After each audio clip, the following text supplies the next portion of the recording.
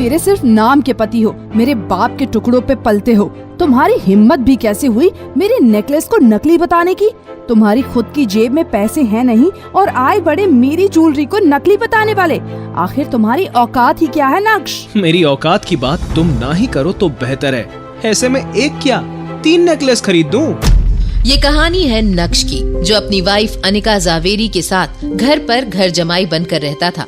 नक्श एक बहुत रिच फैमिली से बिलोंग करता था, पर फिर भी उसे गरीबों वाली जिंदगी जीनी पड़ रही थी और उसे कभी अपनी सास के तो कभी अनिका के ताने सुनने पड़ रहे थे। इसी तरह एक दिन अनिका ऑफिस जाते वक्त जल्दबाजी में घर से निकल गई और फाइल घर पर ही भूल गई। जब नक्श की नजर उस फाइल पर पड़ी तो वो उसे लेकर अपनी वाइफ को देने के लिए जाने लगा, पर रास्ते में ही वो अपनी सास से टकरा गया और सास के हाथ में जो गरम गरम कॉफी थी वो टकराने की वजह से उसकी साड़ी पर गिर गई और उनकी पूरी साड़ी खराब हो गई।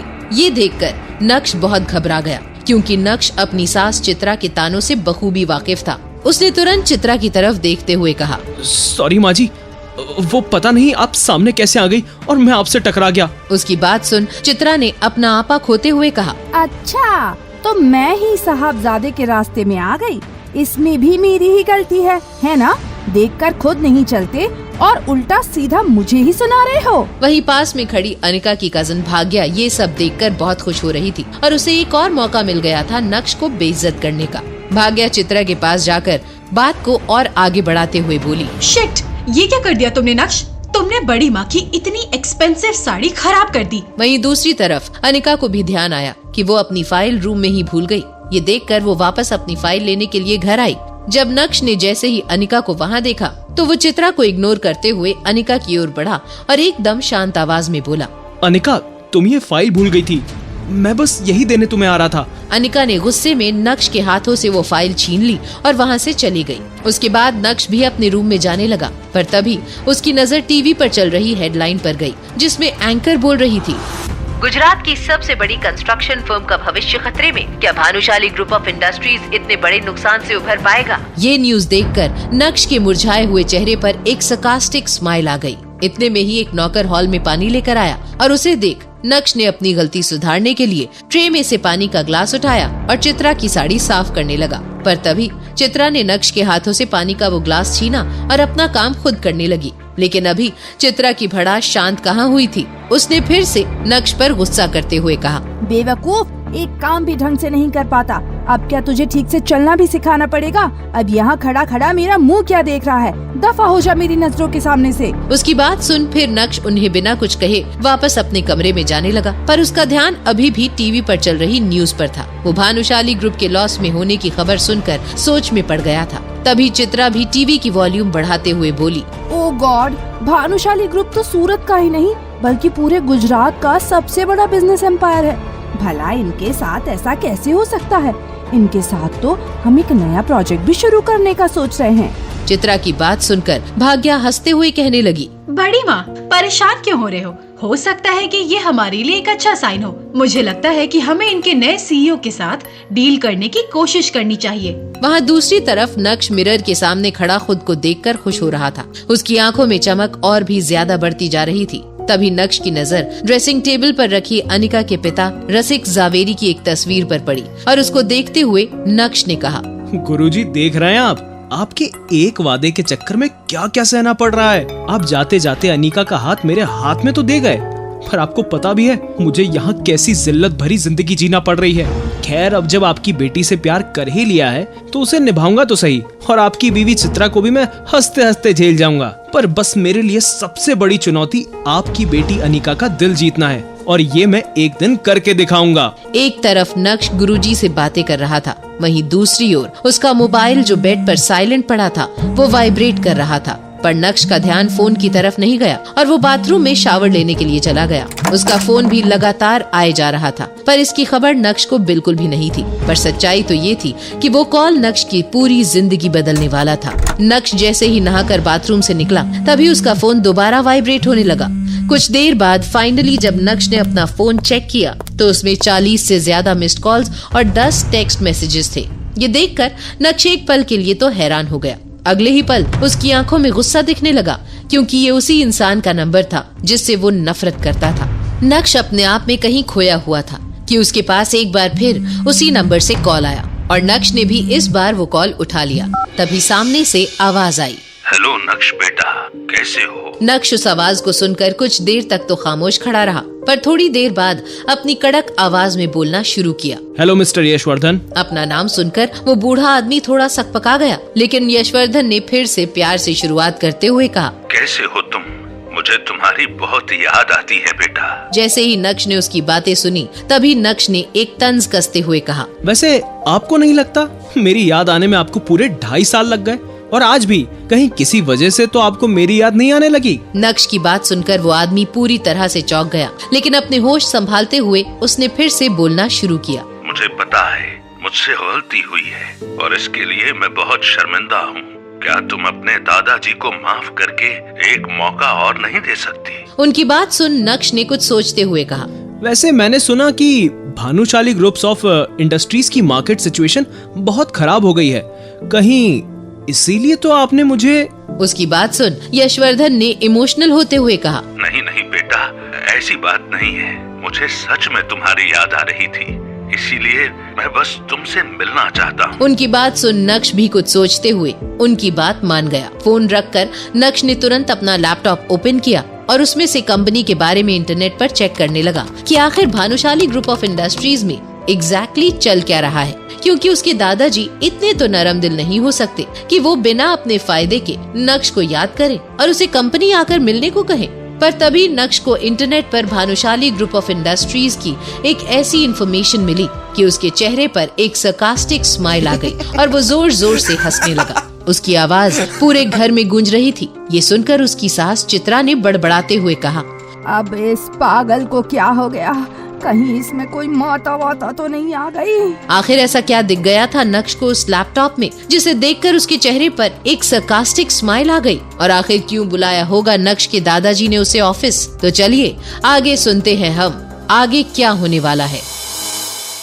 अगले दिन सुबह ऑफिस आवर्स शुरू होते ही नक्श भानुशाली ग्रुप के ऑफिस जा पहुंचा, पर अचानक नक्श को ऑफिस में देखकर भानुशाली ग्रुप के एम्प्लॉय शॉक्ड रह गए और आपस में बातें करने लगे। अरे देखो देखो, ये तो नक्श है ना, लेकिन ये यहाँ क्या कर रहा है? मैंने तो सुना है कि आजकल ये गरीबों से भी बदतर जिंदगी जी रहा है और इसकी हालत घर के नौकर से भी बदतर हो गई है। मुझे तो लगता है कि ये आज यहाँ भी सर से नौकरी मांगने ही आया है। बेचारे को शायद कहीं और काम भी नहीं मिल रहा। नक्श भी उन लोगों की बातें सुन पा रहा था और वो उन्हें इग्नोर करता हुआ सीधे अंदर यशवर्धन के कैबिन में जाने लगा। पर वो गेट खोलता उससे पहले ही दादाजी ने उसके लिए दरवाजा खोलते हुए उसे अंदर बुलाते हुए कहा, आओ नक्श, अंदर बैठ के बात करते हैं। नक्श जो कल तक चित्रा और अनिका के ताने सुन रहा था, एक फटीचर घर जमाई की जिंदगी जी रहा था, वो आज भानुशाली ग्रुप के चेयरमैन के आलीशान कैबिन में बैठा हुआ था। तभी उसने सीधे मुद्दे की बात पर आते हुए कहा, तो मिस्टर यशवर्धन, मुझे लगता है हमें अब सीधा मुद्दे की बात पर आना चाहिए। ये सुनकर एक पल के लिए तो यशवर्धन उसे देखते ही रह गए,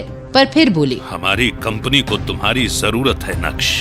तुम्हारे पापा ने जिस कंपनी को इतना बड़ा बनाने में अपना खून पसीना एक कर दिया, वो आज डूबने की कगार पर आकर खड़ी हो गई है।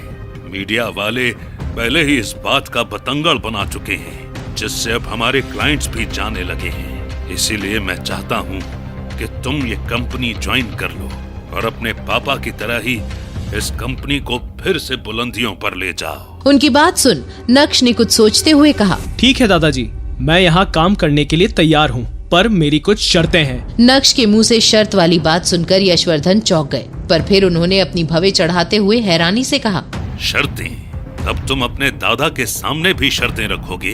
नक्श ने मुस्कुराते हुए अपने दादाजी से कहा, वो क्या है ना दादाजी, पिछले 2.5 साल में मैंने जिंदगी की कई ठोकरें खाकर यही सीखा है कि इस दुनिया में सीधा और ईमानदार बनकर रहना सबसे मुश्किल काम है। इसलिए अब मुझे भी आज की दुनिया के तौर तरीकों के हिसाब से ही बात करनी पड़ेगी। शायद इसी में मेरी भलाई है।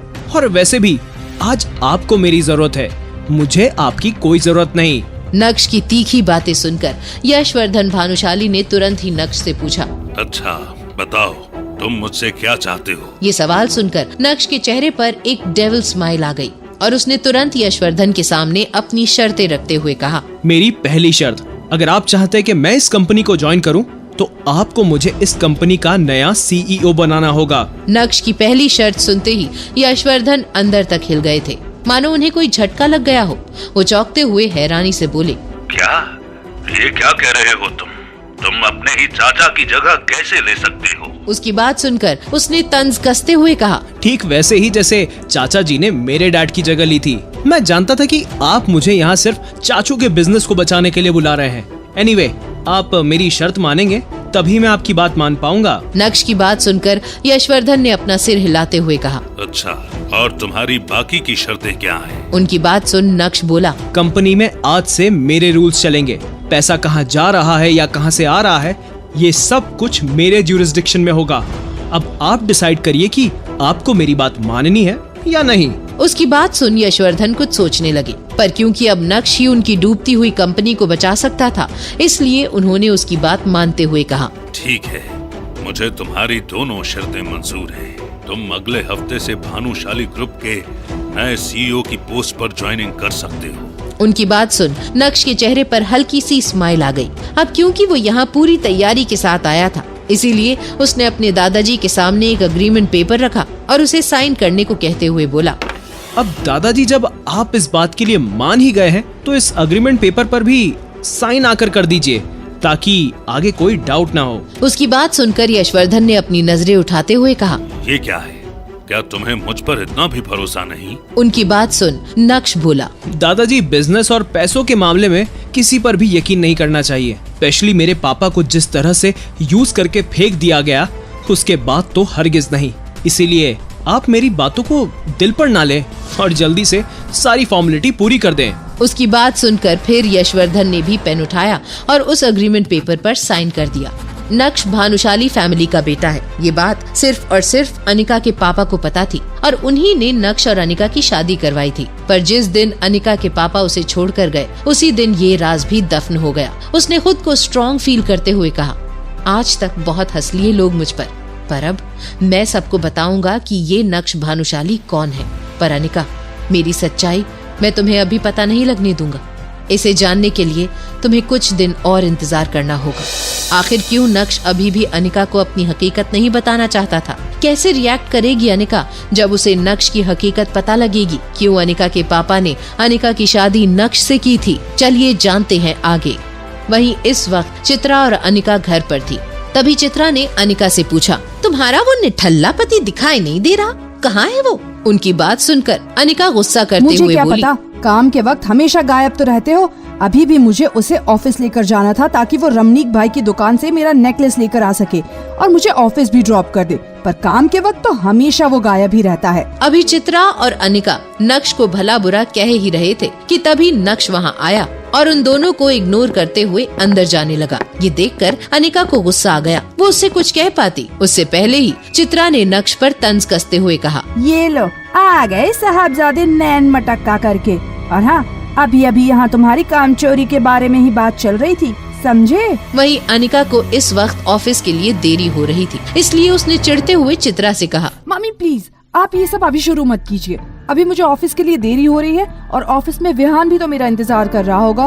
विहान का नाम सुनते ही नक्श के चेहरे का रंग फीका पड़ गया। वहीं अनिका ने भी नक्श के चेहरे के उड़े हुए रंग को पूरी तरह इग्नोर करते हुए उसे ऑर्डर देते हुए कहा, देखो, काम चोरी में तुम सबसे आगे निकल गए हो, पर मैं आज तुम्हें एक आखिरी मौका दे रही हूँ। तुम मेरे साथ ऑफिस चलो और वहाँ से लौटते समय रमणीक भाई की शॉप से मेरा सेट उठा लेना। अब चलो, तुम्हारी वजह से मैं ऑलरेडी बहुत लेट हो चुकी हूँ। उसकी बात सुन नक्श बिना कुछ कहे उसके पीछे पीछे चलने लगा। जल्द ही वो दोनों ऑफिस पहुँच गए। कार से उतरते हुए अनिका ने देखा कि उसके पास बहुत सारी फाइल्स हैं। अगर वो ऑफिस से किसी को बुलाएगी तो इसमें और भी ज्यादा टाइम वेस्ट हो जाएगा। इसीलिए उसने नक्श की तरफ देखा और उसे ऑर्डर देते हुए कहा, ये सब अंदर लेकर चलो। अनिका आगे आगे चल रही थी और नक्श उसके असिस्टेंट की तरह हाथ में अनिका का बैग और सामान लिए उसके पीछे चल रहा था। अनिका जब अपने कैबिन में पहुंची तो उसका दोस्त और बिजनेस पार्टनर विहान बजाज पहले ही वहां बैठा उसका इंतजार कर रहा था। अनिका को देखकर विहान कुर्सी से खड़ा हुआ और बोला, यार अनिका, तुम कहाँ रह गई थी?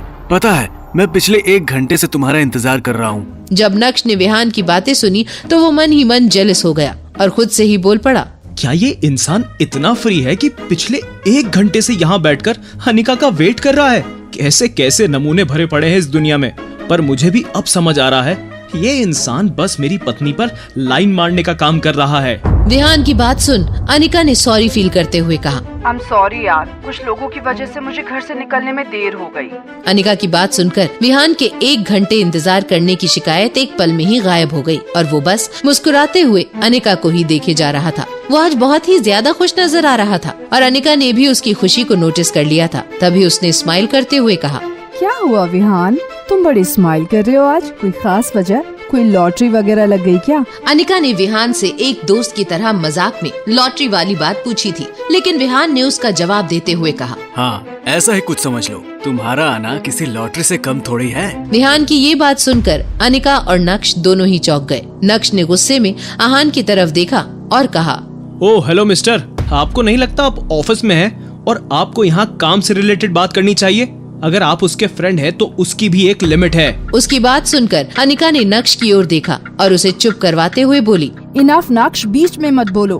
फिर वापस उसने विहान की तरफ देखकर कहा, तुम्हारे कहने का मतलब क्या है विहान, मैं समझी नहीं। विहान समझ गया था कि अनिका उसकी बात से थोड़ी अनकंफर्टेबल फील कर रही थी, इसलिए उसने झट से बात बदलते हुए कहा, ये सब छोड़ो ना यार, तुम भी क्या ही बेफिजूल की बातें लेकर बैठ गई। अच्छा तुम्हें पता है, मैं तुम्हारे लिए एक गिफ्ट लाया हूँ। इतना कहकर उसने एक नेकलेस का बॉक्स बाहर निकाला और उसे खोलकर अनिका के सामने रखते हुए बोला, ये देखो अनिका, तुम्हारे लिए डायमंड का रेयर नेकलेस। डायमंड नेकलेस देखकर अनिका सरप्राइज होते हुए विहान से बोली, ये तुम मेरे लिए लाए हो विहान? नक्श भी उस डायमंड नेकलेस को देखकर पहले तो चौंका, लेकिन फिर कुछ देर उसे ध्यान से देखने के बाद सीरियस टोन में बोला, ये तो उस रेयर नेकलेस की कॉपी है, ये ओरिजिनल नेकलेस नहीं है अनिका। अनिका नहीं जानती थी कि नक्श भानुशाली खानदान से ताल्लुक रखता है। भानुशाली ग्रुप रेयर डायमंड के बिजनेस में भी है और क्योंकि नक्श भानुशाली ग्रुप का हिस्सा रह चुका था, इसलिए उसे डायमंड की अच्छी खासी परख थी। नक्श ने तो सही इरादे से अपना काम कर दिया था, लेकिन अनिका को नक्श की बात कुछ रास नहीं आई। अनिका ने नक्श को गुस्से से घूरते हुए कहा, तुम चुप रहो, कितनी बार बताना पड़ेगा कि बीच में मत बोलो। नक्श की बात सुनकर विहान को भी ये समझ में आ गया था कि अब वो उस फर्स्ट कॉपी नेकलेस को ओरिजिनल बताकर अनिका को बेवकूफ नहीं बना सकता है, इसलिए उसने खुद अपने मुंह से ये बात को एक्सेप्ट करते हुए अनिका से कहा, हाँ ये रेयर डायमंड का नेकलेस नहीं है, पर ये एटलीस्ट डायमंड का नेकलेस तो है ही, बस इसकी क्वालिटी रेयर डायमंड से थोड़ी सी कम है। लेकिन अनिका, जब मुझे रेयर डायमंड नेकलेस मिलेगा तो मैं तुम्हारे लिए उसे जरूर लेकर आऊंगा। विहान की बात सुनकर नक्श को हंसी आ गई और वो बोला, अच्छा मजाक है, जिस डायमंड नेकलेस की तुम बात कर रहे हो उसके 10 ही पीस हमारी कंट्री में मौजूद हैं। अनिका, तुम इस सस्ते हीरे के नेकलेस को वापस कर दो।